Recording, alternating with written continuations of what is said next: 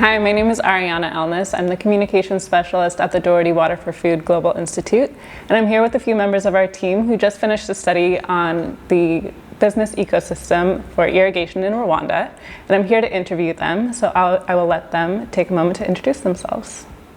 Hello, my name is Natasha Akaliza, and I am a program consultant with Doherty Water for Food Global Institute, and I am currently based in Rwanda. I have contributed to the research process and the writing of the report.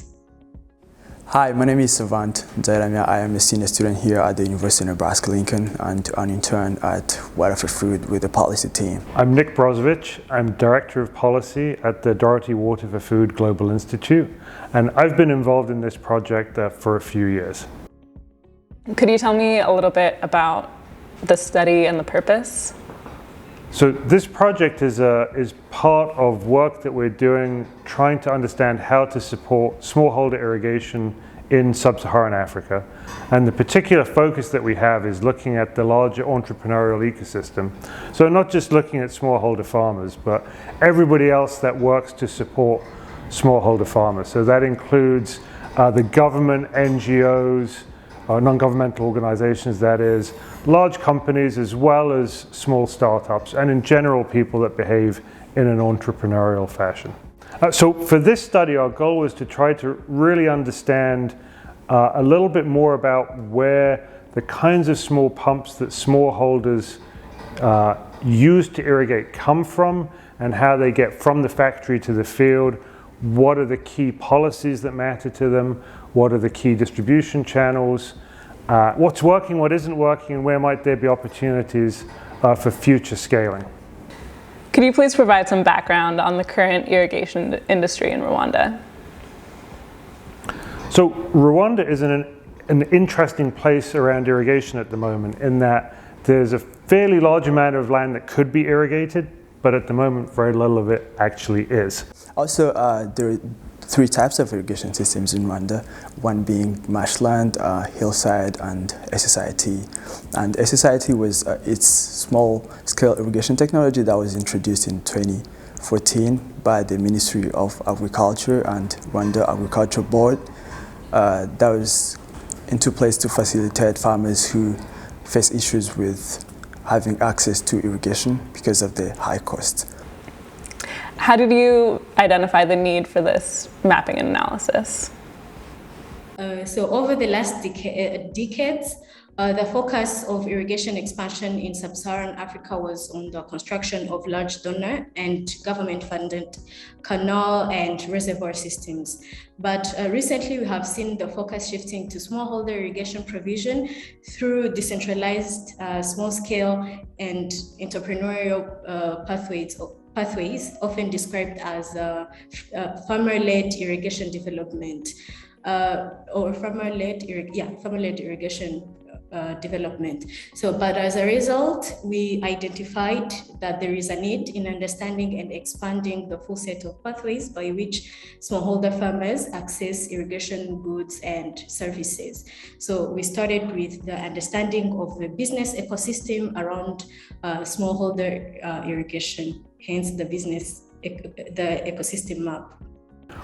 We've been working in Rwanda on various aspects of irrigation for a few years.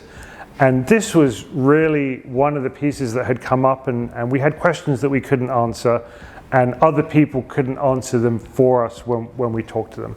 So when you look at that irrigation landscape, there's a lot of interest in large irrigation projects, there's a lot of interest in solar irrigation, but both of those miss out this kind of very large part of the landscape that looks at what a lot of the smallholders are currently doing and how they access irrigation, and really basic questions like, well, where do those pumps come from? What countries are the pumps made in, and how do they get out to the farmers? Could you describe this ecosystem map and who it's intended for and how it will be used? Ecosystem map is the visual representation of all people and groups that influence the target customer. And for our case, our target customer was the smallholder farmer, not just any smallholder farmer, but the smallholder farmer that irrigate.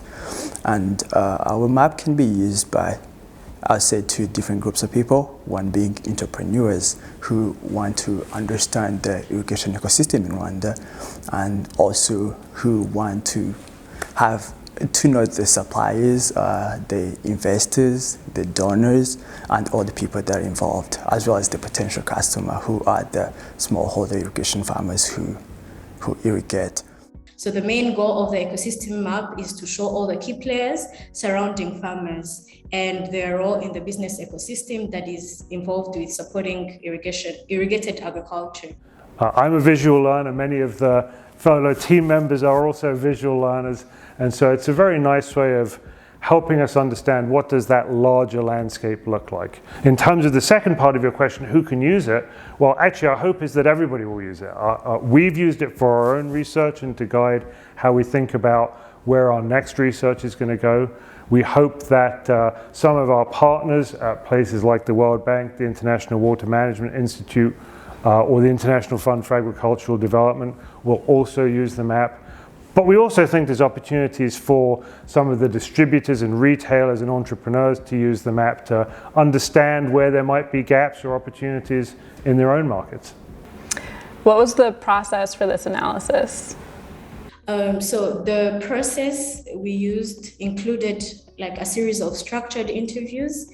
These are closely related to the customer discovery process from the entrepreneurship, but we have adapted it to the local context and culture. So we've been talking to many ecosystem participants as possible. These include like business owners, government officials, non-government organization staff, and smallholder farmers. So we've been talking to them to understand their motivations, operations, and day-to-day challenges. We were able to gain a holistic and nuanced understanding of smallholder irrigation as it occurs in Rwanda from like this conversation we've been having with them. In addition to that, we also analyzed the different policy documents, scientific and academic reports on agriculture, company marketing materials, and other similar materials. What were some of your most important key findings? So one of the key findings is that all the palms in Rwanda are imported. So we don't have any local manufacturing in Rwanda. So that means we get the palms from Japan, we get the palm from China, we get some of the palm from Germany, but surprisingly most of our palm, they go through Dubai, and then from Dubai they come to Rwanda. So that was really interesting getting to learn about the whole process, where they came from and how they get to Rwanda. So one of the other key findings is the role of the sector and district agronomists, as well as society engineers, because they play a big role in helping the farmers in Rwanda by mobilizing and telling them about the process and helping them to get a pump and giving them recommendations. The study highlighted how important government agronomists are in the irrigation ecosystem. And again, our team has a lot of experience working in irrigation in Rwanda. We have some very, very experienced team members there. So we knew agronomists were important, but we didn't realize really how many functions they served in the landscape. So a lot of the decision around irrigation equipment, which brand to use, how to set up the system, falls to the agronomist. But they also have a very large advocacy role in that some of the agronomists spend a lot of time helping the farmers in their districts access finance, helping them to get loans or connect to non-governmental organizations. And so they're really, in a sense, they're key influences, and the importance of their role has been underappreciated to date. Based on these key findings, what are some of your recommendations for improving the irrigation industry in Rwanda? Yeah, so for the study, we came out with a couple of recommendations that we think maybe aren't very large lifts. One part is trying to streamline the process for permitting to be able to access the subsidy program. So right now that involves a number of different agencies and a lot of paper record keeping. And sometimes when farmers need to access irrigation equipment, particularly if it's in the middle of the growing season, it just takes them too long to get through that paperwork. And so one of the recommendations is that there's opportunities to try to streamline that process, move possibly to an online or pre-authorization system to try to get farmers access to those subsidies quicker and more easily. Another recommendation that we had is to do with the ways that the retailers are able to access the subsidy system. In that at the moment, that's actually quite a complicated process and it's quite expensive. And so there are good reasons for it, but essentially younger entrepreneurs and smaller retailers are essentially prevented from working as part of the government subsidy program. So for the retailers, I'd recommend having the local manufacturing in Rwanda, or at least having the repairing shops in Rwanda, because there's only a few or limited number of people who does the retail. So that would be good to have places where we can farmers can repair their pump. And for the non-governmental organization or other organizations, I think it would be really good to give the financial support to the farmers who can afford to pay the 50% of the pound price. What did you learn that was surprising or that you weren't expecting to find? The influence that agronomists have in influencing farmers to get the pump. I think that is surprising because, like, if the agronomist is not interested, then that means that region is not going to be interested as well. So, like, you can see how one person's influence can go like way long and improve like food security, for example. Yet it's like on a lower level, but how it could go a long way if like most agronomists were very interested in irrigation. Can you tell me a little bit about something that was the most interesting? So one of the most interesting things was having to talk to the farmers in my local language and simply having to apply the skills and the knowledge that I learned from the team and from the University of Nebraska-Lincoln, doing the research that impacts the lives of the people. I'll say that one of the things that I found that was most rewarding is that our team functioned exceptionally well through the COVID disruption. We're fortunate that we have a team on the ground in Rwanda that at times were able to go into the field. We also have a research team in the US that were able to coordinate with them as well as doing additional research from the field. I'll share one anecdote that I found both surprising and rewarding. It's actually an anecdote about Savant, which is he's particularly interested in international trade and industrial organization. And one of the challenges for us was figuring out pricing strategies for retailers and figuring out how retailers operate within government policy to set prices. And that was research that was frankly really, really difficult, and it was hard to find data and things weren't going where they needed to go. And at one point, Savant, I guess, had a creative insight and went into an equipment shop here in Lincoln in Nebraska and started asking really detailed questions about irrigation equipment and pumps and pricing and features and specifications, because in fact it's a global supply chain, and so some of the same pumps could be found right here in Lincoln as they are in Rwanda. Wow. And that was a fantastic set of insights that he got from that interaction. But in terms of the kind of spirit that we encourage, the kind of learning process that we encourage, that was, as I said, both surprising and rewarding. How do you hope this analysis will be used? So obviously we're optimists. What does success look like? Well, we hope that the government looks at the study and makes some of the simpler changes that we recommend, and that then leads to increased rollout in irrigation. We hope that some budding entrepreneurs see the work and get excited about working in irrigation and either set up for themselves or reach out to us and learn more from us. We hope that we can take the methods and the tools that we've applied and learned, and as part of that process we've developed playbooks for how we can do the same kinds of analyses elsewhere in other similar countries. our expectation is that every country is different, and so the analysis is going to give different results everywhere we go. So we're excited for us to do some of that, and we hope that other people will do some of those studies too.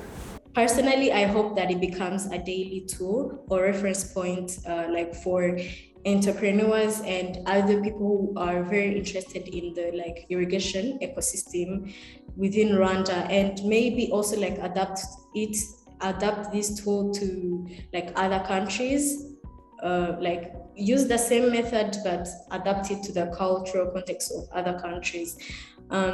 This would really also like I would say like speed up the process, like the process of increasing like the irrigated area, or like also provide the knowledge of where should I go if I want to invest in agriculture, for example. So like this would act as a tool to guide you, like literally a map to guide anyone who is interested in agriculture to be able to reach to their destination, honestly. So I hope that it be used as a daily tool or reference point. How does the advancement of the irrigation industry contribute to food and water security in Rwanda?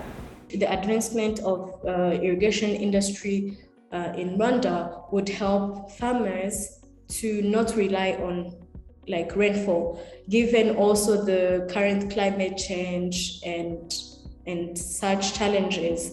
If irrigation is advanced, it would help farmers to not produce because they are waiting for the rain, to not plant because they are waiting for the rain. And if all the seasons are also like tapped in, then it would help like Rwanda produce like all year round. It would help Rwanda to increase the yield. Like, so if we imported a certain specific crop because we don't produce enough, then if we are producing all year round, then that amount of yield increases, which help us also not rely on imported like food. And increased yield means that people like especially farmers are not farming to survive. They have enough to also provide to the market. Therefore,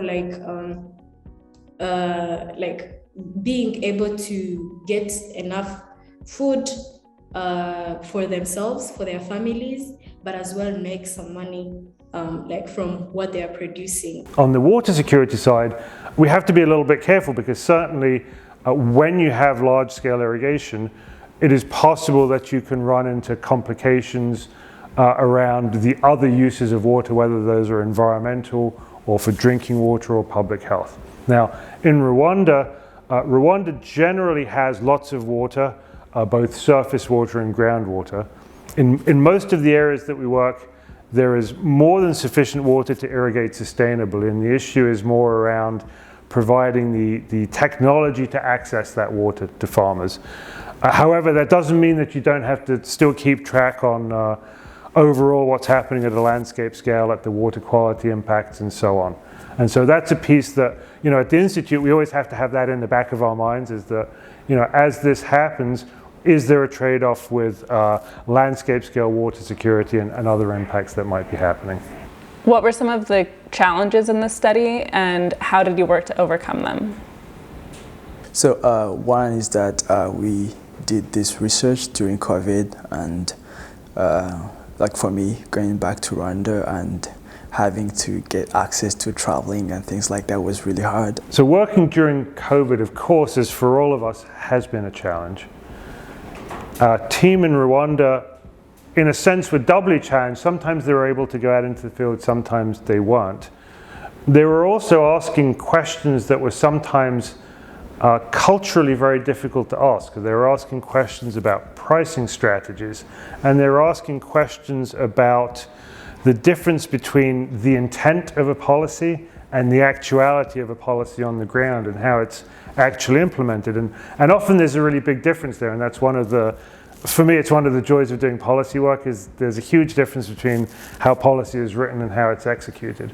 But it's often really a challenge to go out and be able to talk in a straightforward way with people and get answers and responses that are both meaningful and appropriate in that context.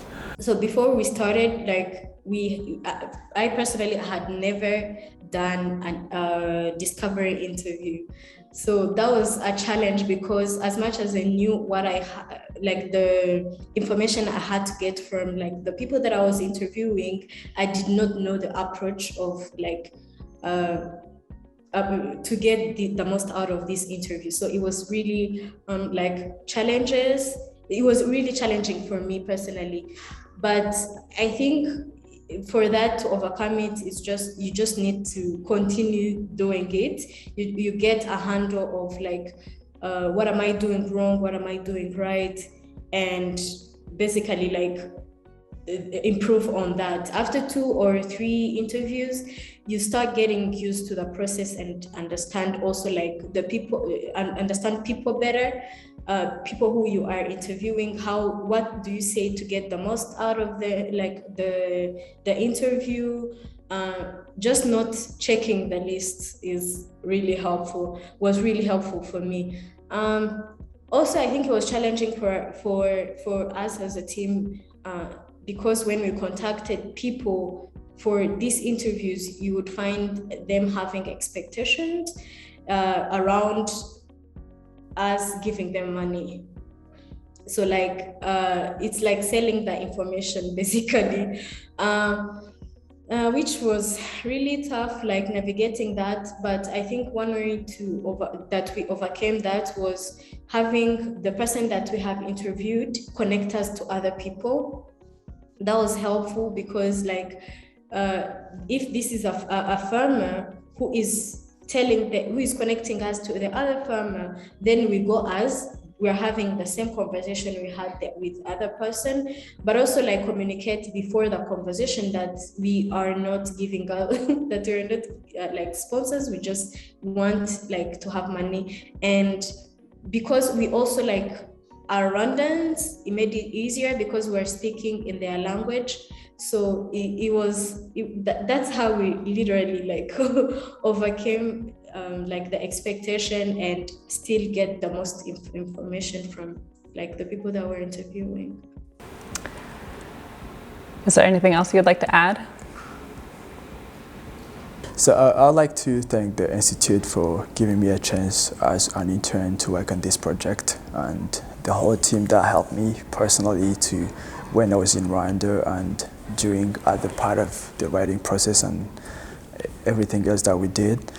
And also, I'd like to say that we also have so many things coming up from the Rwandan team. So just look for those things, look for many publications to come, and yeah, that's it. I want to thank you all so much for being here today and for taking the time to interview. If anyone watching this wants to find more information on the study, it can be found at the Water for Food website.